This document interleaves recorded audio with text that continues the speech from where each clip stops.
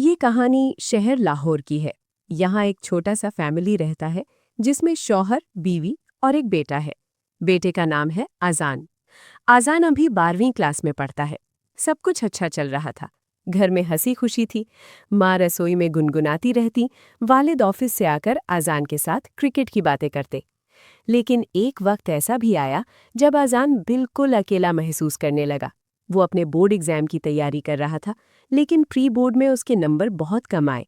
दोस्तों ने पीछे से हंसी उड़ाई, टीचर ने डांटा और घर में भी वालिद ने कहा था, थोड़ा और मेहनत करो बेटा। आजान को लगा कि वो फेल हो गया है, वो बोझ है, वो कुछ नहीं कर पाएगा। कल रात उसने खाना नहीं खाया, कमरे में लाइट बंद करके रोता रहा। सुबह माँ ने जब कमरे में झांका तो बेटे की आंखें सूजी हुई थी। माँ ने शौहर से कहा, पता नहीं क्या हो गया है हमारे आजान को। कल रात खाना नहीं खाया, रो भी रहा था। सुबह पूछा तो बस इतना बोला, माँ मुझे अकेला छोड़ दो। डर लगता है कहीं खुद को नुकसान न पहुंचा ले। वालिद ने सर हिलाया, ठीक है, मैं देखता हूँ। वो आजान के कमरे में गए। दरवाज़ा धीरे से खटखटाया।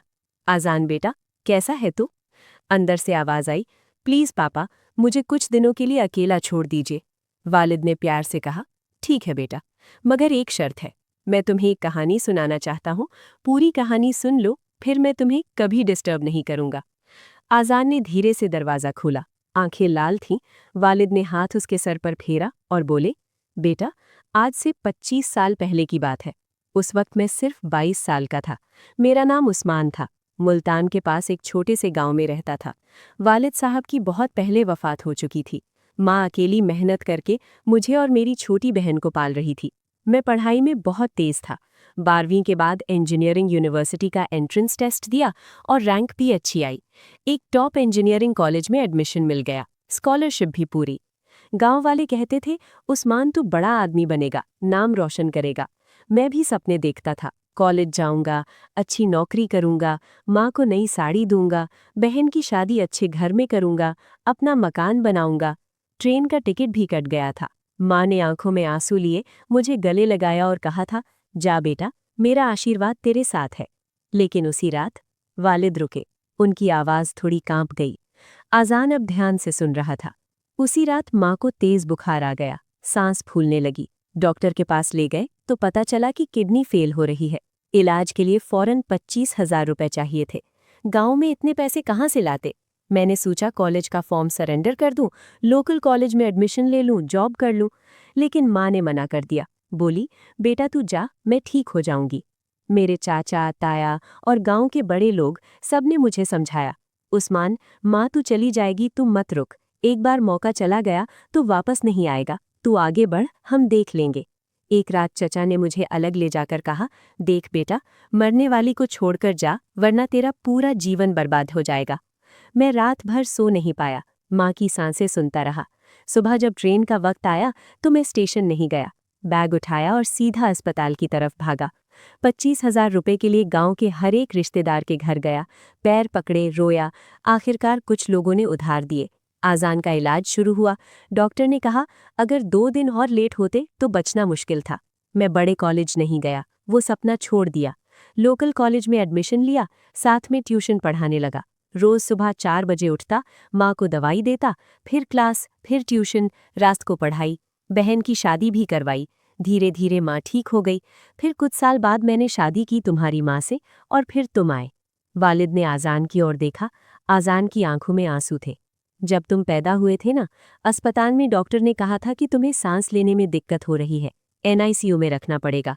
20 दिन, हर दिन 10-10 हजार का बिल। उस वक्त मेरी नौकरी भी नहीं थी, सिर्फ ट्यूशन से चल रहा था। तुम्हारी माँ रोती रहती थी।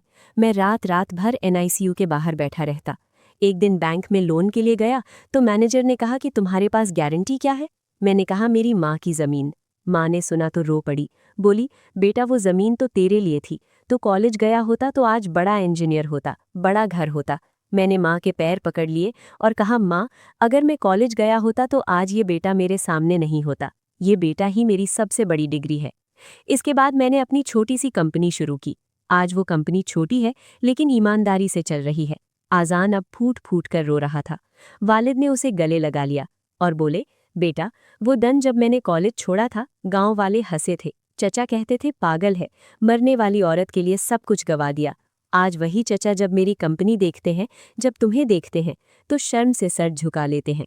मेरी माँ जो आज जन्नत में है, उन्होंने मुझे कभी दोष नहीं दिया, बल्कि आखिरी सांस में कहा था, उस्मान, तूने सही किया बेटा, तेरा बेटा तुझे कभी अकेला नहीं छोड़ेगा। आजान, मैं नहीं जानता दुनिया तेरे बारे में क्या सोचती है। प्री बोर्ड में नंबर कम आए, दोस्तों ने मजाक उड़ाया, लेकिन मेरे लिए तू वही आजान है जो एनआईसीयू में मेरी उंगली पकड़कर सांस ले रहा था। तू मेरी सबसे बड़ी कामयाबी है। भले ही मैं आज बड़ा इंजीनियर नहीं हूं, लेकिन तू कल भी, आज भी और हमेशा मेरी सबसे बड़ी जीत रहेगा। आजान ने वालिद को कसकर गले लगा लिया। आंसू उनके कंधे पर गिर रहे थे। पापा, मुझे माफ कर दे। मैं सोच रहा था कि आप लोग मुझे समझते नहीं हैं। मैं बोझ हूं, लेकिन आपने सब कुछ मेरे लिए छोड़ दिया। मैं कितना बेवकूफ़ हूं। वालिद ने उसके सर को सहलाया। नहीं बेटा, गलती मेरी भी थी। मैंने कभी तुम्हें ये सब नहीं बताया। मैं डरता था कि कहीं तुम पर बोझ न बन जाए। लेकिन आज जब तुम रो रहे थे, मुझे लगा कि सच छुपाना गलत था। माँ भी कमरे में आ गई। तीनों एक दूसरे को गले लगाए रो रहे थे। उस रात आजान ने सबसे पहले माँ को गले लगाया और कहा, माँ, मैं आज से कभी नहीं कहूँगा कि मुझे अकेला छोड़ दो। फिर वालिद की ओर मुड़ा। पापा, कल से मैं पढ़ाई करूँगा, लेकिन आपसे वादा है, मैं कभी भी आपको निराश नहीं करूँगा। दोस्तों, ये कहानी हमें सिखाती है कि माँ और बाप की कुर्बानी कभी छोटी नहीं होती। वो अपने सपने, अपनी खुशियाँ, अपना भविष्य सब कुछ बच्चों के लिए छोड़ देते हैं। आजान ने अपनी गलती महसूस की कि वो अपने दुख में इतना डूब गया था कि माँ बाप की तकलीफ भूल गया।